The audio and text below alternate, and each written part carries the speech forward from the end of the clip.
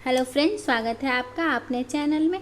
तो आज हम आपके लिए बहुत ही इम्पोर्टेंट वीडियो लाए हैं कि कंट्रोलर क्यों ज़रूरी होता है और कंट्रोलर क्या होता है। दोस्तों, ये वीडियो सभी बीटेक्स के स्टूडेंट के लिए काफ़ी यूजफुल है दोस्तों, और जो गेट की प्रिपरेशन कर रहे हैं उनके लिए काफ़ी यूजफुल है, और स्पेशली जो केमिकल इंजीनियरिंग को बिलोंग करते हैं उनके लिए काफ़ी यूजफुल है। तो चलिए दोस्तों शुरू करते हैं। सबसे पहले हम समझते हैं कि कंट्रोलर की ज़रूरत क्यों पड़ती है।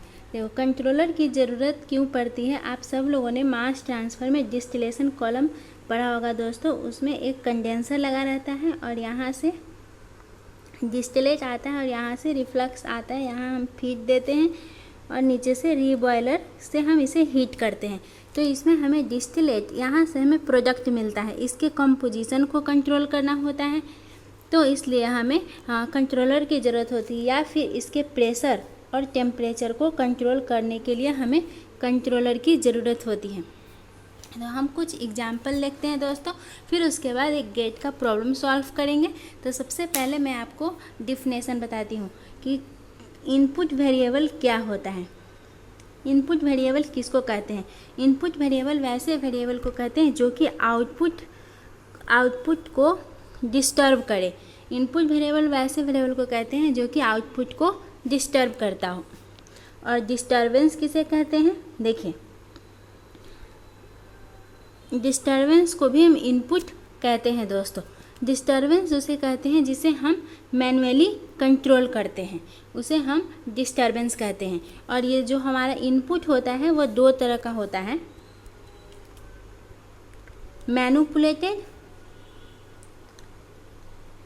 मैनिपुलेटेड होता है और एक होता है डिस्टर्बेंस।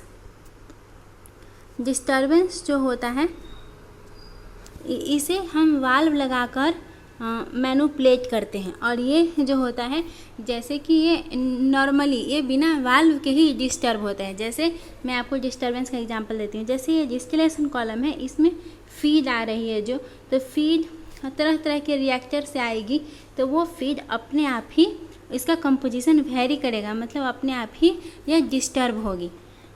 अब मैं आपको किस तरीके से कंट्रोलर का ब्लॉक डायग्राम बनता है वो आपको बताती हूँ। देखिए, सब मान लीजिए कि ये हमारा रिएक्टर है। रिएक्टर के चारों तरफ हमारा जैकेट लगा हुआ है, और हमें क्या करना है, हमें इसके अंदर का लिक्विड लेवल को कंट्रोल करना है और इसके टेम्परेचर को भी कंट्रोल करना है। तो किस तरीके से हम इसका ब्लॉक डायग्राम बनाएंगे? तो सबसे पहले हमने इसमें इनपुट दिया है क्यू इन मतलब फ्लोरेट, और टी इन। देखिए, टी इन फ्लोरेट जो भी हम इसमें लिक्विड डालेंगे उसका टेम्परेचर तो होगा ही,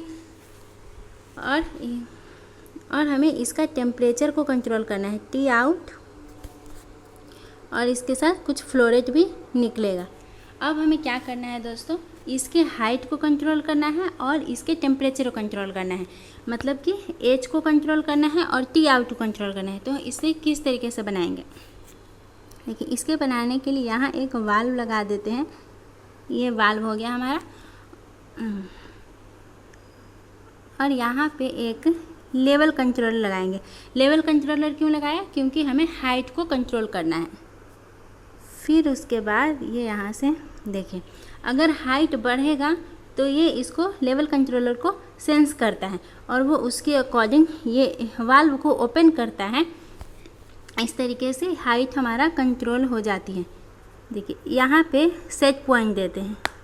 देखिए ये एक्चुअली में किस तरीके से काम करता है, how it works. If we set any height to level controller, then ये क्या होगा, इसमें ये सेंस करेगा। और अगर इसे पता चला कि एच जो है, एच अगर ज़्यादा है एच से, तो वो लेवल कंट्रोलर उतना सेंस कर लेता है और उसके अकॉर्डिंग अगर एच ज़्यादा है और तो ये उस वाल्व को थोड़ा कम ओपन करता है, और अगर एच कम है तो ये वाल्व को ज़्यादा ओपन करेगा। समझ गए होंगे दोस्तों। फिर उसके बाद टेम्परेचर को कैसे कंट्रोल करेंगे? टी आउट को कंट्रोल करने के लिए हमें स्टीम लगाना पड़ेगा। एफ है स्टीम की फ्लोरेट। यहाँ हमने एक कंट्रोलर बनाया और ये जैकेटेड है, जैकेट में हम स्टीम दे रहे हैं, मतलब इन डायरेक्ट कांटेक्ट में नहीं है दोस्तों, यहाँ पे इनडायरेक्ट कांटेक्ट से हीट ट्रांसफ़र हो रही है। यहाँ हमने टेम्परेचर ट्रांसमीटर लगाया है, फिर उसके बाद टेम्परेचर कंट्रोलर लगाया, टेम्परेचर कंट्रोलर, और फिर ये इसमें कंट्रोल आएगा। देखिए किस तरीके से कंट्रोल होता है।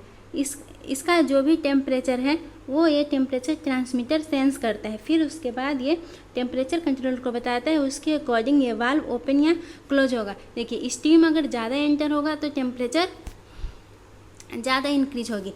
इसमें भी हम इस पर सेट पॉइंट देते हैं, इस सेट पॉइंट को नाम है टी आउट एसएसएस।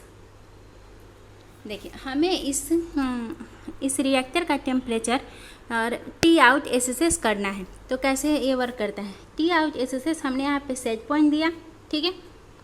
इसके अकॉर्डिंग ये टेम्परेचर कंट्रोलर सेंस किया और उसने टेम्परेचर ट्रांसमीटर उसके अकॉर्डिंग इसका टेम्परेचर सेट कर देता है।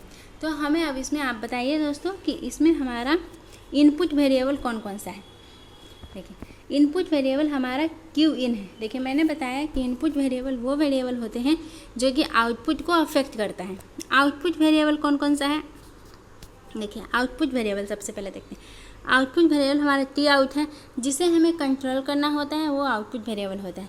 तो टी आउट हमारा आउटपुट वेरिएबल है और आउटपुट वेरिएबल हमारा एच है। तो टी आउट को कौन अफेक्ट कर रहा है, एफ अफेक्ट कर रहा है। स्टीम का फ्लो रेट अगर बढ़ा देंगे तो टेम्परेचर बढ़ जाएगा, तो एफ हमारा इनपुट वेरिएबल होगा। इसके कलर चेंज कर लेते हैं दोस्तों, ये हमारा इनपुट वेरिएबल है। और क्यू इन अगर फ्लो रेट बढ़ जाएगा तो एच को अफेक्ट होगा, तो इससे हमारा क्यू इन हमारा इनपुट वेरिएबल है, टी इन भी इनपुट वेरिएबल है। अब हम ये देखते हैं कि और क्यू आउट के बारे में बात करते हैं दोस्तों। देखिए क्यू आउट अगर हम यहाँ पे इंक्रीज कर देंगे तो लेवल घट जाएगा, मतलब क्यू आउट भी हमारा इनपुट वेरिएबल है। लेकिन क्यू आउट हमारा मैनुपुलेटेड इनपुट वेरिएबल है, क्योंकि क्यू आउट को ये जो वाल्व है वो मैनुपुलेट कर रहा है। तो क्यू आउट हमारा मैनुपुलेटेड इनपुट वेरिएबल हो गया। क्यू इन हमारा डिस्टर्बेंस हो गया। डिस्टर्बेंस उसे कहते हैं जो वाल्व की हेल्प से मैनुपुलेट ना हो। एफ भी हमारा मैनुपुलेटेड वेरिएबल है, एफ हमारा मैनुपुलेटेड इनपुट वेरिएबल है, और एच और टी आउट हमारा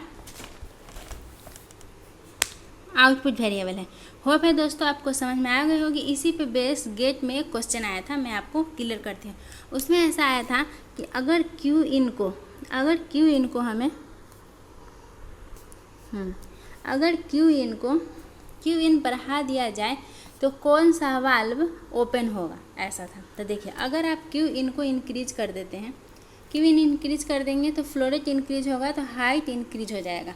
हाइट इंक्रीज होगा तो ये लेवल कंट्रोलर सेंस करेगा और फिर उसके बाद ये इस वाल्व को ओपन करना पड़ेगा, मतलब ये वाल्व 2 हमारा ओपन होगा। जब ये हाइट इंक्रीज होगा तो देखिए मान लीजिए एक पॉट है आपके पास, उसमें 1 लीटर गर्म पानी है और उसमें आपने ठंडा पानी मिला दिया कि तो उसका टेम्परेचर डिक्रीज हो जाएगा ना, तो इसका टेम्परेचर डिक्रीज हो जाएगा। तो जब ये टेम्परेचर डिक्रीज होगा तो ये टेम्परेचर ट्रांसमीटर को सेंस करेगा, इसके अकॉर्डिंग ये वाल्व भी हमारा ओपन होगा। तो ये क्वेश्चन आया था दोस्तों कि जब क्यू इन हमारा इंक्रीज होता है तो कौन कौन सा वाल्व ओपन होगा। तो वाल्व 2 भी ओपन होगा और वाल्व 1 भी ओपन होगा, मतलब क्यू इन का इंक्रीज होने से दोनों वाल्व की ओपनिंग अफेक्ट होती है। सेकंड क्वेश्चन दोस्तों, अगर क्यू इन इंक्रीज होता है, सिर्फ क्यू आउट इंक्रीज नहीं होता है, तो देखिए क्यू इन इंक्रीज होगा, फ्लो रेट हमारा कांस्टेंट है, तो हाइट पे कोई इफेक्ट नहीं पड़ेगा।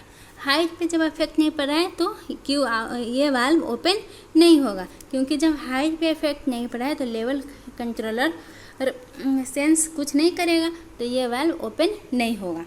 फिर उसके बाद जब ये टी इन इंक्रीज हो गया तो टेम्परेचर इंक्रीज होगा, तो सिर्फ ये वाल्व ओपन होगा। समझ गए होंगे दोस्तों, मतलब अगर क्यू इन हमारा इंक्रीज होता है तो वाल्व 2 भी ओपन होगा और वाल्व 1 भी ओपन होगा, लेकिन टी इन अगर इंक्रीज होता है तो सिर्फ वाल्व 2 ओपन होगा। दोस्तों एक गेट में 2 मार्क्स क्वेश्चन आया था दोस्तों। अब हम डिस्टिलेशन कॉलम के बारे में बातें कर लेते हैं। डिस्टिलेशन कॉलम में हमें क्या क्या कंट्रोल करना होता है।